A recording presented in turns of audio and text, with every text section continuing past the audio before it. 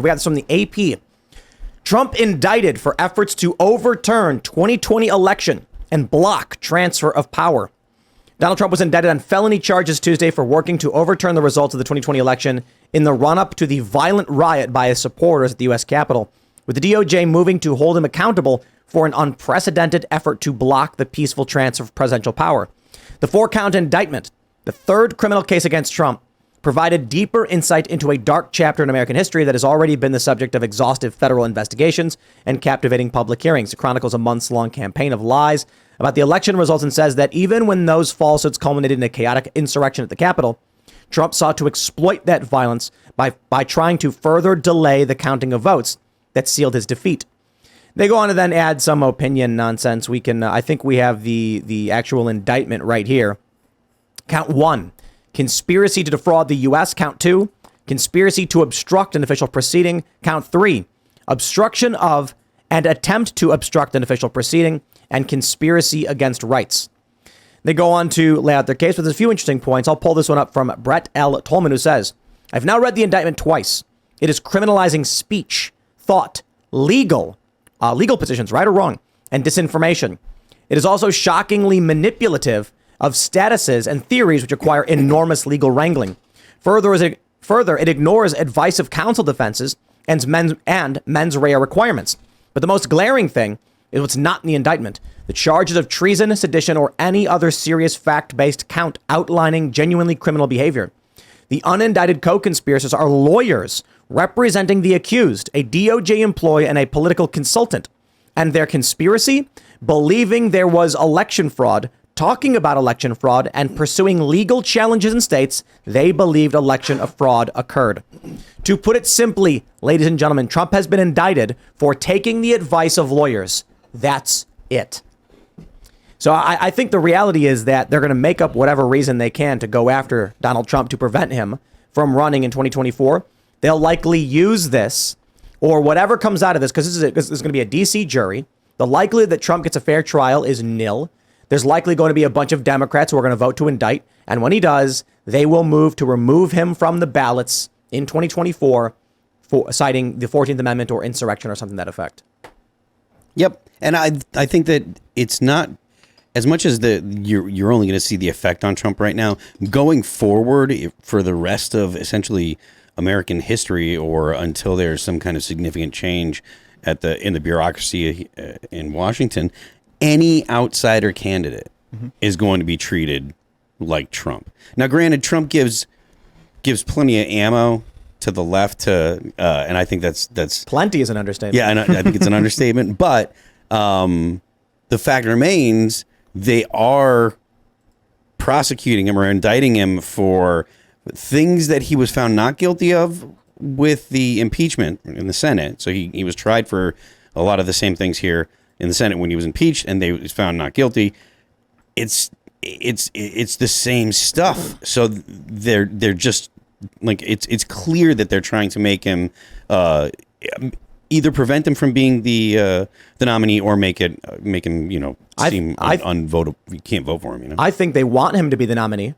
And then once he is, they remove him from the ballot, and now they're unopposed. Just cause mass chaos. Yep. Well, it seems like they're going down this route regardless. Like, there's not going to be any end to indictments. If this isn't the indictment that takes him out, there'll be a new indictment in a month. I mean, we've seen it over and over and over again. They're never going to give this guy a break. And it's interesting to me that they tried to tie in like January 6th just a little bit to this, even though, I mean, it's been proven time and time again, there was no incitement from him. He basically had no role in this. I mean, the Capitol grounds were already breached while he was still speaking. And then he released the video on Twitter. Twitter took it down. They took the other video down and they banned him. So how are his followers supposed to see him saying, stay peaceful? We love the Capitol Police. We support the Capitol Police. You can't. But they're just never going to stop this, it seems like. My original thoughts was that we're going to run him through the ringer, find him guilty of something, and then take his name off the ballot. Maybe that will happen. The other thing I'm just reading about it, people are like, he's getting bankrupted. Maybe not literally bankrupted, but this is costing him a lot of money. Oh, I think he spent like I saw something like $40 million. And he's being attacked for it. Mm-hmm. This is what I never liked about these duplicitous political attacks. Steve Bannon and that other dude, they're doing that Build the Wall campaign. They get a bunch of donations. They indict and charge one of the guys behind it because he said he wouldn't take a salary, and then he did. Not a single person who donated, a legitimate fan, cared that someone got paid a salary when they said they weren't going to get paid a salary. They were probably like, sure, whatever. And this is the same thing here. You've got people saying Donald Trump is swindling his supporters by taking the donations to pay his legal fees.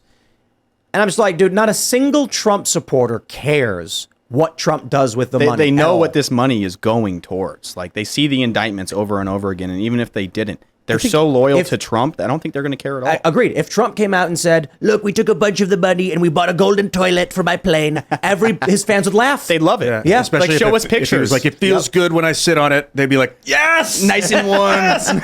Yes. It's warm. Yeah, let me read this from the indictment. Check this out. This is interesting. Section 3, it says, page 2. The defendant had a right, like every American, to speak publicly about the election and to even claim falsely that there had been outcome determinative fraud during the election that he had won. He was also entitled to formally challenge the results of the election through lawful and appropriate means, such as by seeking recounts or audits of the popular vote, in states or filing lawsuit challenging ballots and procedures. Indeed, in many cases, the defendant did pursue these methods of contesting the election results. His efforts to change the outcome in any state through recounts, audits, or legal challenges were uniformly unsuccessful. Shortly after Election Day, the defendant also pursued unlawful means of discounting legitimate votes and subverting the election results. In doing so, the defendant perpetrated 3 criminal conspiracies. Now, this is the interesting thing. The first paragraph they're saying, paragraph 3, that he's allowed to say these things, allowed to claim these things. He's allowed to seek these challenges, but he also did illegal things. It directly Therefore, contradicts itself. It's not that. It's that they immediately then say, but he did illegal things, therefore. Like, okay, you should list those illegal things. Like, if he's allowed to make these claims, if he's allowed to file these lawsuits, if all of that's fine, what did he do? Well, it seems like he's being prosecuted for trying to legally question the election. That's what it really... Here's what they say. A conspiracy to defraud the U.S. using dishonesty, fraud, and deceit to impair, obstruct, and defeat the lawful federal government function by which the results of the presidential election are collected. Quite literally saying, Trump's allowed to be wrong, but he's not allowed to be wrong. Yeah. He's not allowed to lie. He's allowed to be wrong, but he's not allowed to lie and say it if he knows that it's not true. Every fiber of Donald Trump's being believes that he won the presidency. Like every single bit of Donald Trump. And you know what's believes interesting? This indictment comes out too, and then you got the DeSantis camp releasing something trying to say, like, counteract the fact that, you know, he actually believed it. They're saying that he knew beforehand that it wasn't actually stolen. So, and then it's interesting that this indictment comes out and the way that it's worded. So it seems like they might almost be like working off of each other. But DeSantis camp is clearly trying to take Trump down. And I don't think Trump had like hard evidence that it was true. So if he made the claim, you can't know it's true if you don't have evidence, hard evidence. So it would just be an assumption. But that's still not a lie. You can still believe in it. That's not a lie. He was just asserting. He was just saying, this is the way that it is. I know. I'm confident in it. It's reasonable to say that there was some amount of error and fraud. So Trump's just like, look, I know that there were people that were suppressing votes and people trying to blah, blah, blah, but I know that my voters came out for me, so go find those votes because they're out there. It wasn't like he was like, oh, go stuff ballots into a box. Not that he wouldn't do that if he could get away with it, because he would, but I don't think that he had any kind of plan to stuff ballots or whatever. At one point, didn't he make like an offhanded comment about like voting twice or something? I remember when the left freaked out about it. It was a joke. But I think Roseanne may have been right. Military tribunals by the end of the year? Oh, not that one. Roseanne said there's not going to be an election, and Michael Malice said, "Of course there will be." And then, my response was, of course, like, define. We need to clarify what you mean. And I tweeted this earlier. Perhaps she's right, not in the literal sense that all of a sudden there's no election, but if Donald Trump is removed from the ballot in a single state, can you really call it a true election? And that, I think, is an interesting point. Everyone knows the front runner is Donald Trump. He's going to be the nominee for the GOP. Joe Biden, likely, unless something changes. It could change, but right now it's looking like Biden versus Trump. That's what the polls are showing. A lot can change from now and then. If there is an election and Trump is forcefully removed from that election, it's not an election because the people aren't given the choice they actually want. I agree.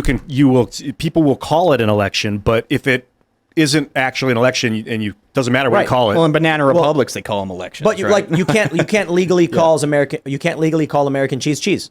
That's why the package says American pasteurized processed cheese product. We call it cheese. We ask for extra cheese when we put it on our burgers, but it is legally distinct from cheese. So that's a technicality I'm referring to. It is legally distinct from cheese. It in fact is. I love I like the comparison. What I really love is I'm a big fan of Home Run Inn Pizza. You guys ever have Home Run Inn? I don't think so. Where's that? Chicago, famous Chicago pizza brand. It's really good pizza. It's like a flat pizza. And you get these little personal ones, and it says cheese pizza with pepperoni. Why? Because they don't have the legal amount of pepperoni on them to be called pepperoni pizzas. That's funny. Right. So here's my point. There's a legal amount in Chicago. Yes. Wow. Not Chicago, I think federally. But here's my point. My point is this. Federal government at work. The left, the liberals, will remove Trump and then say, we had a free and fair election. And the right will say, our guy was removed from the ballot. How is that a fair election? And the left will just say it. Let me read you this part of this. This is crazy. Check it out. The co-conspirators. 1, an attorney who was willing to spread lies. They say false claims. 2, an attorney who devised an attempt to implement a strategy. 3, an attorney whose unfounded claims of election fraud, defendant privately acknowledged to others, sounded crazy. 4, a DOJ official. 5, an attorney. So there's, 4 attorneys advising Donald Trump. And they're like, that makes it a conspiracy. So then you've got, we're doing their jobs. Co-conspirator 6, a political consultant who helped implement a plan to submit fraudulent slates of presidential electors. What they're doing is they're saying it's false because the media said so, and the electors are fraudulent because they weren't elected, despite the fact Democrats had done this in 1960. They sent a slate of electors, they convened and did everything, despite the fact the state was awarded to the Republicans. They did it anyway. And then when it came down to the actual electoral vote, Nixon, the VP at the time, counted the Democrat votes instead. So when Donald Trump did exactly the same thing, now it's fraud. This is a clear sham, an attempt. This is the real conspiracy. This is the real fraud happening right in front of us. Donald Trump believed stupid things. Don't get me wrong. Donald Trump sought to legally remedy these things.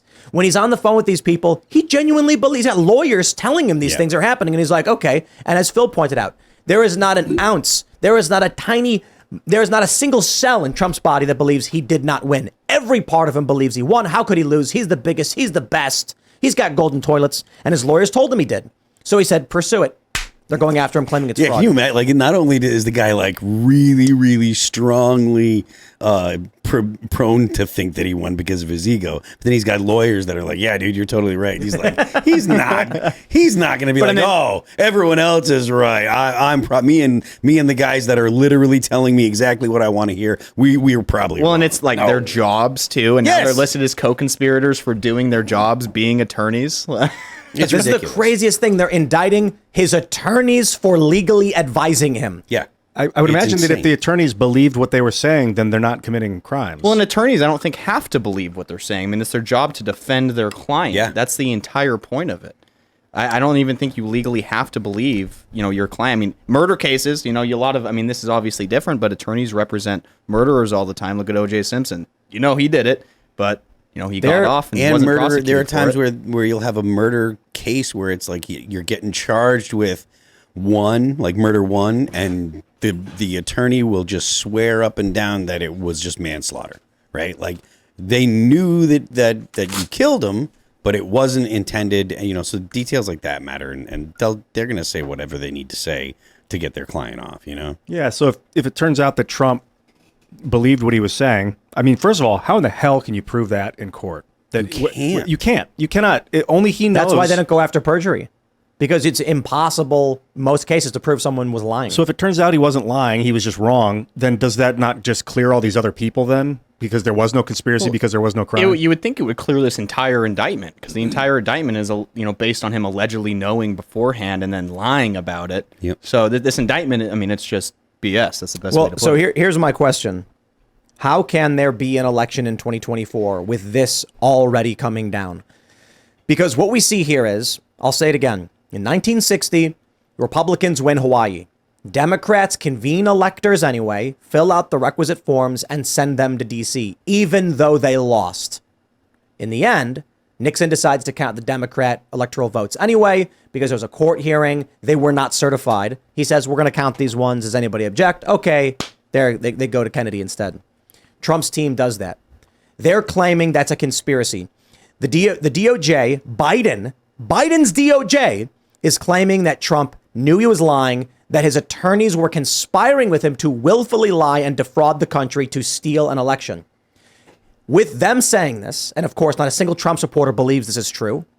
How can there be an election in 2024? Let's say that Donald Trump doesn't get convicted. He's on the ballot. We make it to November, and then they say, go cast your votes. How could anyone on the left believe it if Trump wins? How could anyone on the right believe it if Biden wins? Yeah, that's where I've at too, man. Like with people voting on a proprietary voting machine behind the scenes and then them just spitting you out and them telling us what our votes said without verification. Yeah. How I am lost. I am so far out of the political realm. I see no solution within that, I guess you would call it obfuscated system. I don't know what strings to pull on because I don't know what they're connected to because I can't see the code. What happens? What happens in 2024? The day after the election, and they say the winner of the 2024 race is insert candidate. Mm-hmm. What how are you happens in this country? Yeah, how are you going to prove it that that candidate didn't win or did win? You can't, because like Eaton said, who's counting our votes? We're not. But I'm not even talking about that. It doesn't matter who wins. What happens to this country when one or the other wins? Well, it's going to fall apart regardless, I think. I mean, we saw the reaction to when Trump won. You see the 2020 riots, you see everything that happened, and then you see the reaction to when Biden wins. Either side is going to be very uncomfortable regardless of who wins. It's just a matter of, which side's going to be more uncomfortable. And obviously the left is always going to be the more uncomfortable side when the opposing candidate wins. But I think the right, it's kind of scary because in this situation, it's like they're trying to push the right into the extremism box that they've already labeled them in. That's their goal, I feel like, here. They want these, right-wing terrorists and right-wing extremists to go out and act like Antifa. I mean, look at what they did with J6, right? Yeah. That is their goal, I think, here, because then they can say, look, these people are insane. They're everything we've been telling you they are for the past 10 years. And it's just I feel like it's just going to be another step towards the ultimate dehumanization process that we're seeing in the country. Yeah, if, for instance, Biden wins in 24 and then people are just out of their minds frustrated with the system, whether Trump was in the election or not, they're going to look for like moral solace of some sort to not go crazy. And it's really our job, or the job of you listening, like all of us, to keep people sane, keep your friends and neighbors sane. Because if they do snap, they'll be used as an example, just like you're saying, yep. Taylor. And just what Hitler did when the Reichstag burned down, he blamed the communists and he sent the whole country into martial law. So do not step on that landmine. If Trump wins, the left will say, oh no, the fascists are taking over. He's a criminal and he's been indicted and we all know it. He's trying to defraud this country. There's no way this is legitimate. Vladimir Putin's probably helping him. Then what? Oh, God. If Joe Biden wins, then the right is going to say, it's clearly the deep state. It's clearly fraud. What happens? I can't predict. I have no idea. Well, did you see the other day? I don't remember who it was. It was obviously a left wing. He's a fairly famous character. He was on Joe Rogan's podcast, and Rogan was pushing him, on the question of are the Bidens corrupt? Like there's clearly Jim evidence. Gaffigan? Jim Gaffigan. Yeah, and it was clearly he didn't believe in anything that he was saying. He was just stuttering and mumbling. He was trying his hardest. I think he doesn't know it at all. But I think it just shows you that like it doesn't matter what really happens. The left is going to be unhappy regardless, and they're just going to continue to get more unhappy. These aren't happy people, and they can never really achieve happiness or solitude in their political candidates. I mean, they're unhappy with Biden still. So I think you're just going to keep seeing both sides being pushed and pushed and pushed and pushed until there's finally a breaking point again, like 2020 was. I think 2024 is going to be a breaking point. Oh, I think it is going to be too. That's what Roseanne was saying. She was saying something to the effect there won't be an election. And the idea that there is no election is absurd, but it will be an election as people will go vote, there will be ballots, but will anyone believe the results? It's a faux election, yeah. No, I mean, like it might be it might be real, it might be legitimate, but no one will believe it. To no matter not be what. able to know, that's the problem. If we don't see the code tallying the votes for us, how can we know? But that doesn't even matter because it's not all digital. Some is paper. Some of these places do take paper ballots. The point is, it doesn't matter if the vote is two people and you and I walk in the room and I hold up a sign saying Trump and you hold up a sign saying Trump and we go, there it is, Trump won. The left won't care. They'll say it doesn't matter that he won. Fascists have taken over, and now you must resist. Yeah, I think you're right about that. Whoever seizes the power at the top, it doesn't really matter to the crowd, to the people, to the culture. And that's why I'm so heavily focused on creating songs and movies right now. It doesn't seem like it's a direct line to salvation, like make a hit movie, but I mean, it can't hurt. It can only do good. And I know that during World War II, artists thrived. In deep, dark times is when people really, really need someone to make them laugh or to make them smile or to give them hope. So maybe that'll do you see something. that all throughout history. That's when artists thrive, is the darkest times throughout history, and not just that, but musicians, people that give somebody hope, even if it's through a dark message. They're always going to thrive because people are always looking for something to latch onto. Because in a society, what are you going to latch onto now? What, child drag shows? Like, what moral things are in America right now, and as it declines even more, for you to latch onto and to be proud of? There's pretty much nothing. Yeah, we need structural reorganization in the United States big time, man. I don't know if the 3 branches of government's enough, if we need a 4th branch of government. There's like the National Initiative. Mike Gravel was working on the National Initiative before he passed away. That's an interesting concept. Mike Gravel is a communist. I don't think so. That He guy was wasn't. lit. It's the young guys he let take over. The and people run running his name Twitter account have kind of dragged it through the mud. No offense, guys. I don't know if you actually have, but I have not been. It's not Mike Gravel. Let's put it that If way. you're communist, I'm comfortable with the offense. So if we need a 4th branch of government so that people have more of a voice in writing and creating laws and passing them into the Senate, because right now it's like a monopoly of like 300, 400 people that they get to do that. But can you really I don't want trust more the government? laws, Yeah, though. I was going to say, can you really trust the government to give people more power? Because whenever they've tried to give people more power, it ends up with them having less power. We are the government. Laws inherently do not empower people. But we like could also- every law that the government passes or that gets passed takes power away from the individual and from the people. So you would be able to repeal laws also to give the National Initiative. I'm not sure if that's written in, but let's do it. Give people the opportunity But to also, repeal who's laws. in charge of repealing the laws and instating new laws? That's where you run into the problem and the roadblock, because not everybody's going to agree with the new laws. And why would the government allow a new branch, the existing government, the probably the Congress and the executive, but why would the government allow a new branch to repeal laws when Congress is fully empowered to do that now? It would be still the Senate. It would and, have to go to the Senate. and laws don't matter at all anyway. Yeah, fair enough. Enforcement is what matters.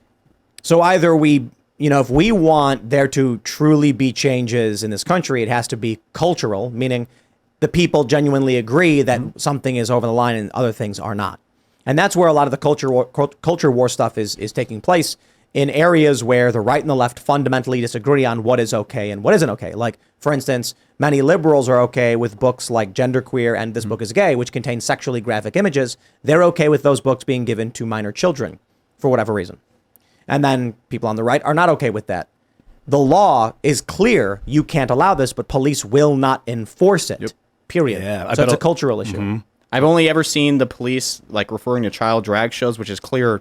I mean, sexual manipulation. I mean, you're taking advantage of these kids in an intentional way and corrupting their minds. And, I've covered over probably 50 of these just in Texas alone. There has only been one single one where anything was enforced, and it wasn't against the drag performers, it was against Antifa. So they're not unwilling to enforce it, even though it's clearly stated that it's against the law. And then we have SB 12 passed, which in September it's going to go into state that it actually is against the law. They'll revoke business licenses, there'll be jail time, amongst other things, but it's still going to happen, and none of it's going to be enforced. We need to show people, like, when I pick up that book Genderqueer and I turn to the page where the young kid has like a strap on and the other kid's like getting down to go down on this other kid, you're like, if maybe someone needs to see me showing a 14-year-old that to see how horrific it is. But even go to jail. So wake up. Exactly. But it's how can that? The We can't left just put can it behind do a curtain and say it's fine. Like, you cannot let that happen.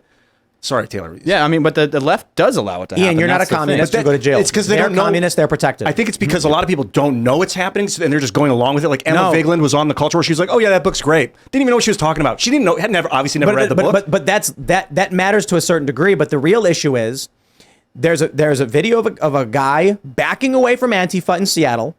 Mm-hmm. They're threatening him with weapons, and the cops pull up, jump out, and arrest the victim. If you tried saying, everyone, look at this book, look what they're doing to kids, they'll be like, oh, Yeah. well, you just committed a crime, Even Ian. in courtrooms, they're like, it's too graphic. Don't show us. We can't know. And you're like, dude, you gotta know, Point is, man. Don't if let a your teacher shows it to a system kid, necrose nothing it. will happen. If you are an opponent of the communists and you show it, you will be arrested. Well, look at it's a perfect example with this topic. I mean, you look at the 2020 riots, right? And then the one time the right decides to riot, look at the prosecution difference. I mean, when the dissenters do something that they're not supposed to, while the other side's completely allowed to, it's just as illegal. They allowed paid to. Antifa millions of dollars when they rioted in D.C. during Trump's inauguration. They smashed buildings that cost millions of dollars in damage. They destroyed private vehicles, set fires in the streets, torched a limousine. And then when the police arrested them, the cops got in trouble and the city paid out millions of dollars to Antifa as the victims. And then a couple of years later, the vice president was plugging their defense fund. Well, you look at the Portland Defense Fund with Rose City, Antifa, and those groups. When I went to jail with them in 2020, I mean, I was talking to them. They have millions of dollars in that defense fund. When I last talked to them, it was like $3.8 million. And all that money is recycled because they're not getting prosecuted. They show up to their trial. They don't get prosecuted. That money goes right back in, and it just keeps stacking and stacking and stacking. But you don't see anything like that on the right. Who has control of that fund? I don't know. Wow, somebody DNC. does. Somebody has control. So how do we Act get in? Blue. How do we fix this stuff, man? How do we get in there and make this like us? Literally? I think it all comes down to culture. I think that's the most understated and, I would say underestimated aspect. And Tim has done this whole crew has done really good on hitting on the culture more so than anybody on the right. Is we should be making movies like Daily Wire. We should be making songs like Tim. You have to affect the culture to change it. I mean, you got to change people's minds, and that is through culture. Thanks for watching this clip from the Timcast IRL podcast. Hang out with us live Monday through Friday at 8 p.m. and become a member over at timcast.com for uncensored, members-only shows exclusive. Thanks for hanging out, and we'll see you all next time.